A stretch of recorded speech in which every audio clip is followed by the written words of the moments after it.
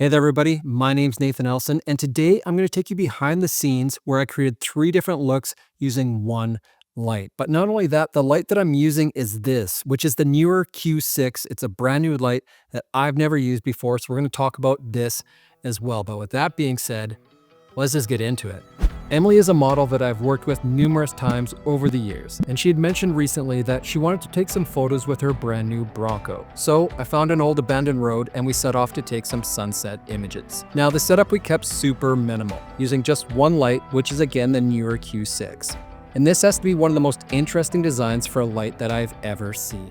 It actually reminds me of an old underwater camera housing, but I can appreciate companies thinking outside of the box. I guess, pun intended, for this, but just to make something that stands out in the market.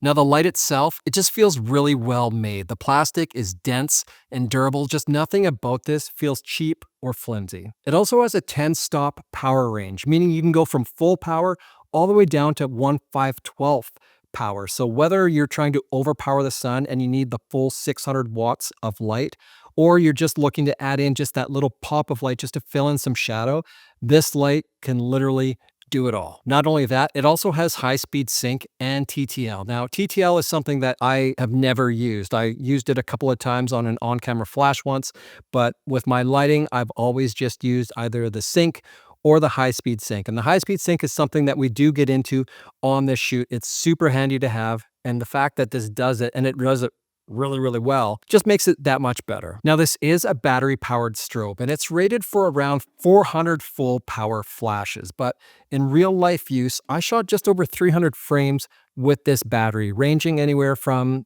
maybe half power down to its lowest power.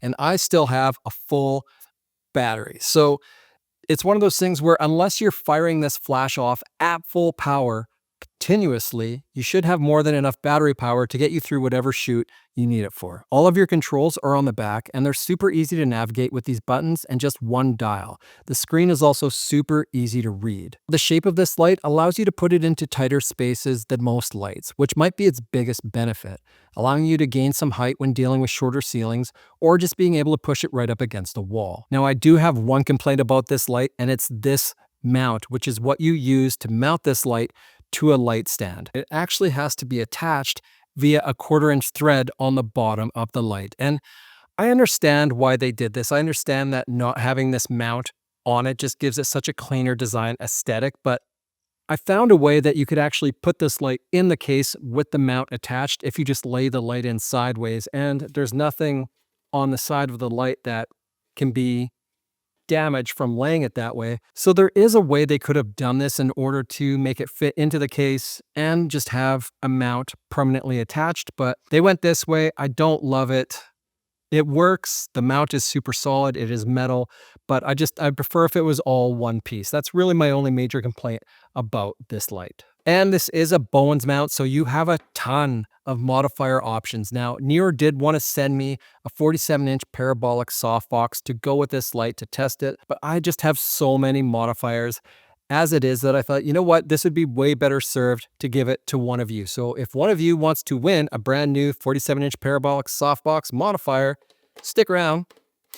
I'll tell you how you can win that. But let's get into the behind the scenes of this video, because that shows what this light is actually capable of, and honestly, that's all I really care about when it comes to gear. So with that being said, let's just get into it. For this first setup, I placed our model Emily and her Bronco so that the setting sun would be falling behind her, because the whole reason we shot at sunset was to include the setting sun in the images. But I wanted the lighting to have more of a natural feel. So I placed the lighting camera left and metered the scene to f4 at 1/125th of a second at ISO 100. And without any lighting, this is what the image looks like straight out of camera. And now when we add in the Q6, also metered to f4 at ISO 100, we get this touch of light that feels natural, not overpowering, so that the whole scene feels more cohesive. And tying that all together, this is what the images end up looking like.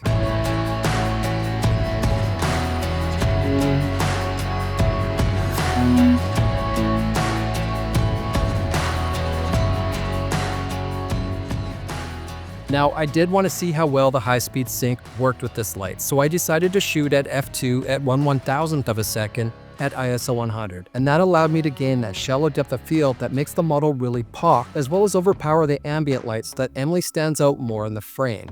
And again, this is what the lighting looks like without the Q6. And then this is what it looks like when we add the Q6 back in. And when we tie it all together, again, this is what it ends up looking like.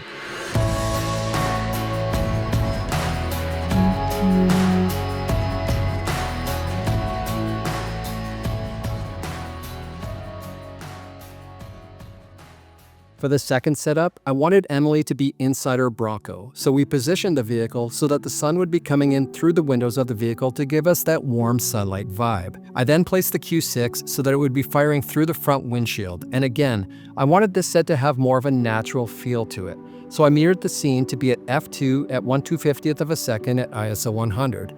And this is what it looks like straight out of camera without any additional lighting. I then metered my Q6 to f2 at ISO 100. And this is what it looks like with the lighting added in, and when you put it all together, this is what it ends up looking like.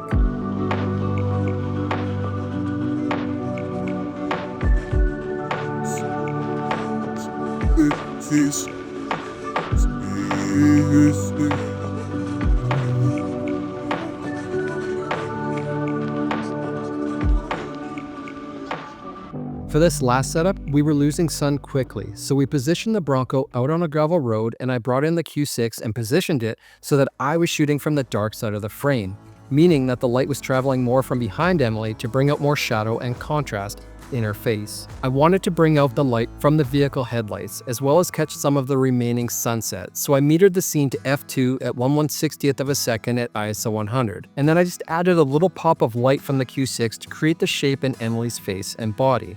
And again, these are the final results.